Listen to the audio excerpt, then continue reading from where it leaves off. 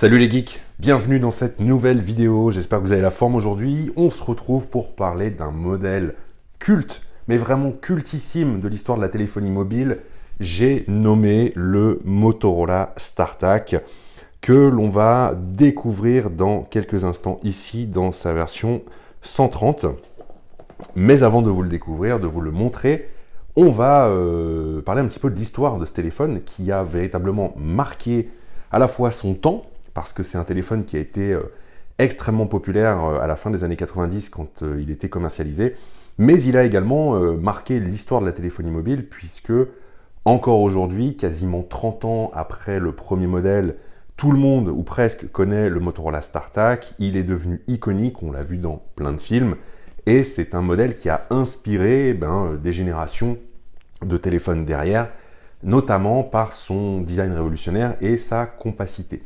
Alors pour la petite histoire, le Motorola StarTAC, donc le StarTAC est un modèle commercialisé par Motorola. Le premier modèle sort en janvier 1996 avec une première version qui est le Motorola StarTAC 70. Donc visuellement, il y a eu trois modèles, en tout cas en France, de commercialisés, le 70, le 85 et le 130, le 130 étant celui que je vais vous présenter dans un instant.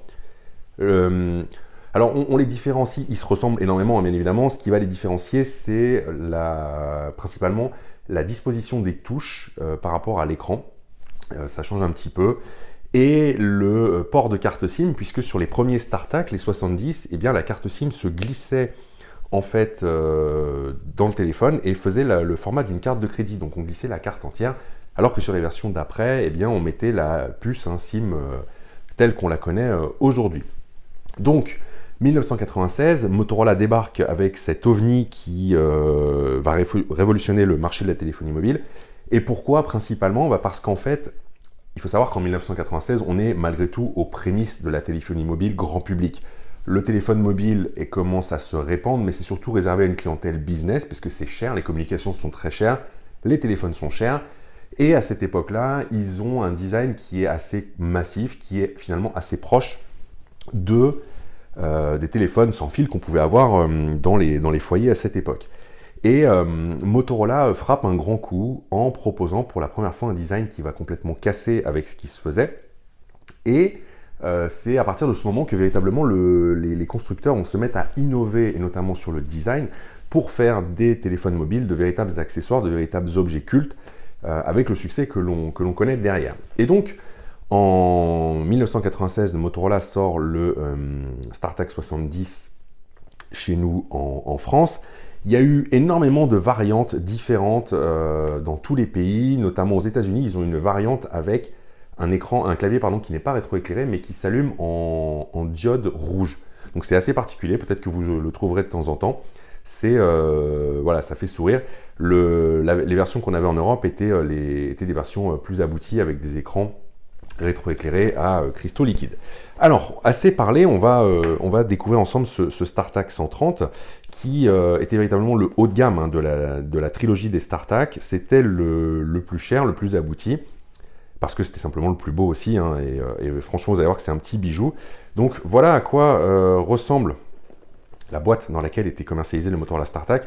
Ce qui est marrant, vous voyez, il y a encore le prix en francs de l'époque. Donc 1990 francs, on arrondit, ça fait 2000 francs, ce qui ferait donc 300 euros. Alors 300 euros, si on restait en euros de l'époque, maintenant il faudrait actualiser de l'inflation en euros courants pour voir un petit peu, mais je suis convaincu qu'on serait quand même beaucoup moins cher qu'un iPhone ou un Samsung, un haut de gamme d'aujourd'hui. Alors bien évidemment, vous allez me dire, les puristes vont dire oui, mais aujourd'hui, c'est pas du tout la même chose qu'on a à l'intérieur, on a des mini-ordinateurs. C'est vrai aussi, mais ça met aussi un petit peu en balance ce qu'on pouvait considérer comme étant cher à l'époque pour la téléphonie et aujourd'hui.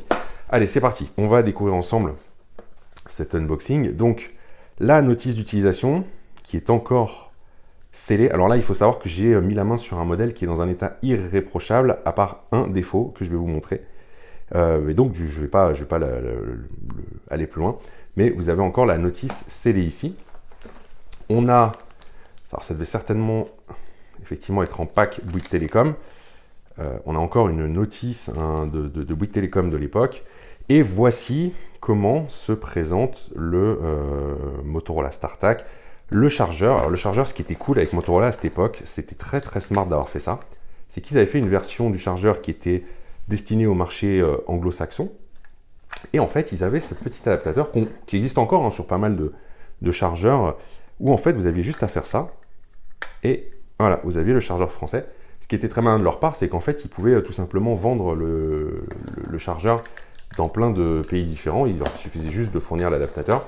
Et je trouve ça très smart, parce qu'aujourd'hui, on parle de l'USB-C pour uniformiser les chargeurs. Mais voilà, le 130 est sorti en 1997. Et donc, nous sommes en 2024. Donc, il y a 27 ans, il y avait déjà cette logique qui prédominait. Allez, c'est parti. On va voir ensemble donc le StarTAC, découverte ensemble de ce téléphone, avec la batterie ici, qui venait se clipser donc directement ici. Et regardez-moi ce petit bijou. Moi, je le trouve magnifique, ce téléphone. C'est pas étonnant qu'il ait rencontré un succès incroyable. Bien sûr, il est dépassé technologiquement aujourd'hui. Voilà, c'est pas la question, mais il a un design. C'était complètement nouveau. Si vous voyez ma main, je le mets ici. Il tient dans la main. Voilà, c'était assez fou. On a le port de carte SIM qui se trouve ici. Vous voyez, on mettait la carte SIM là et puis on fermait. On avait ici bouton de volume et de navigation dans les menus. L'antenne rétractable, ce qui contribue aussi à son style. Parce qu'en fait, une fois ouvert, donc, eh bien, on avait ce style incroyable. Donc, vous voyez qu'il est encore neuf, hein, il y a encore le plastique sur l'écran. Et donc là, la version 130, elle a la particularité d'avoir des touches qui sont arrondies, alors que notamment sur la version 70, les touches sont, j'en ai pas, c'est dommage, j'aurais pu vous en montrer, mais j'ai pas d'exemplaire. Elles sont pas arrondies, elles sont plutôt droites sur une moitié et arrondies sur la partie basse. Et surtout, la grosse différence, c'est qu'elles ne sont pas disposées de la même façon. Et si vous ne deviez retenir qu'une chose pour différencier un 130 d'un 70, par exemple, c'est que sur la dernière rangée, seul le 130 a 3 boutons de mémoire, alors que le 70 et le 85 en ont 4. Il me semble, si je ne dis pas de bêtises. Le 70, c'est sûr. Le 85, j'ai un petit doute au moment de tourner la vidéo, mais il me semble qu'il y en a également 4. Et ça vous permet de les différencier.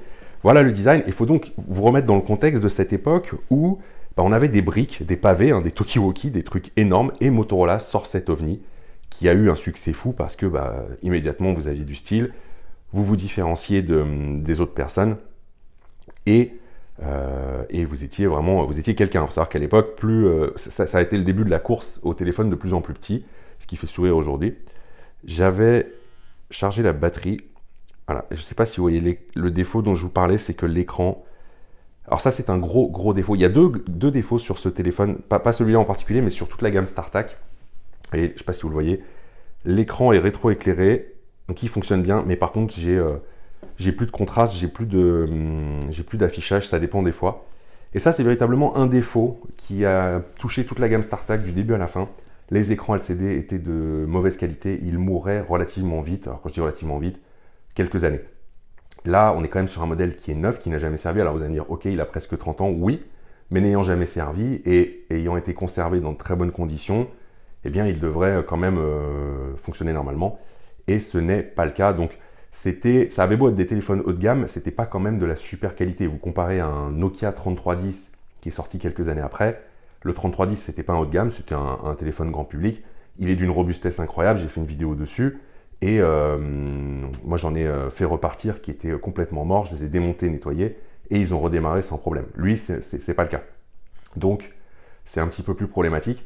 Et le deuxième défaut de la gamme des StarTAC, c'est que on est sur du plastique, mais à l'époque, c'est pas choquant. Mais toutes ces indications dorées, toute cette déco, Motorola, StarTAC et le M derrière, eh bien, ça s'abîmait très vite avec le temps.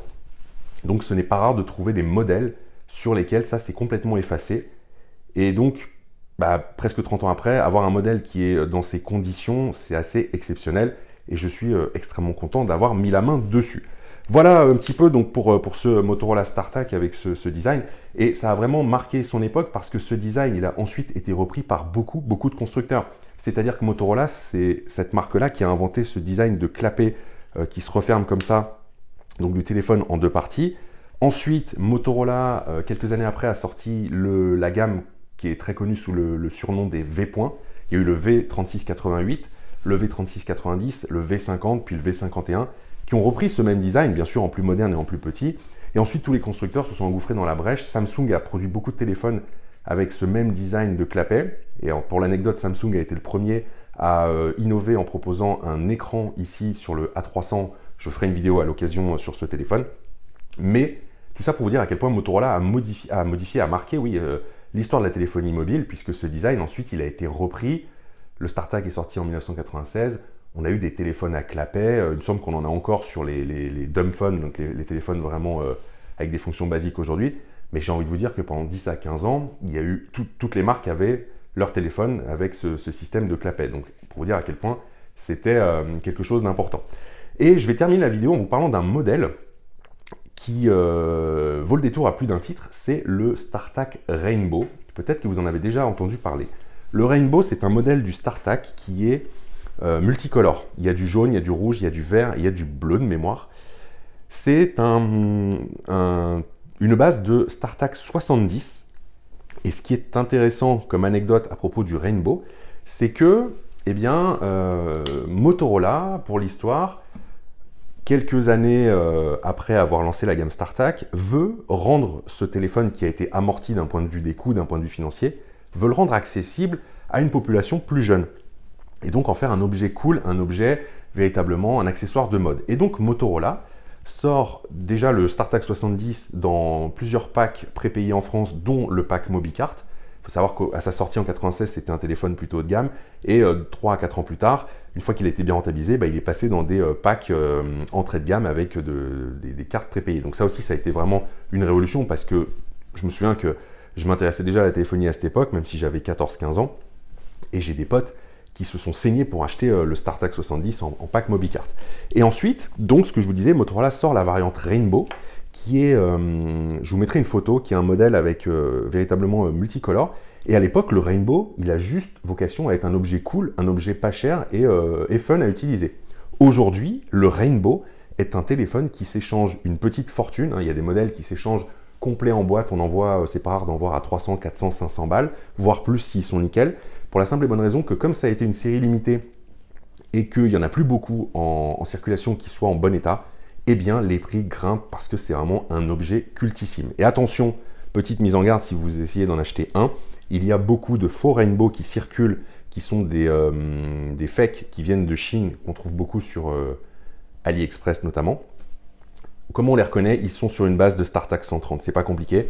Vous avez exactement ce clavier-là, avec les 3 boutons en bas, qui constitue le Rainbow. Et le Rainbow, comme il est sur une base de 70, de mémoire, sur le 70, la batterie est inversée, elle vient ici, et cette partie est fixe, si je ne vous dis pas de bêtises, et surtout elle est bombée. C'est une batterie qui est plus bombée que celle-ci. Donc voilà comment vous pouvez le reconnaître, mais dans tous les cas, moi je vous encourage vivement, si vous en cherchez un, à essayer de le trouver d'origine avec la boîte, avec le numéro IMEI qui correspond à celui qui est sur la boîte, parce que c'est ça qui fait sa valeur et qui fera sa rareté. Voilà les geeks, écoutez, merci à vous d'avoir regardé cette vidéo. Je vois que j'essaie de faire des vidéos quand j'ai le temps, je vois que vous êtes, je commence à avoir des commentaires, vous êtes de plus en plus nombreux à me dire que ça vous plaît, ce petit format avec histoire des téléphones et présentation, donc je vais continuer. Et merci à vous, n'hésitez pas à laisser des commentaires. Dites-moi aussi ce que vous aimeriez comme présentation de téléphone, s'il y a des modèles en particulier qui vous intéressent. J'en ai quand même pas mal en stock, étant un passionneur, n'importe quoi, un collectionneur passionné.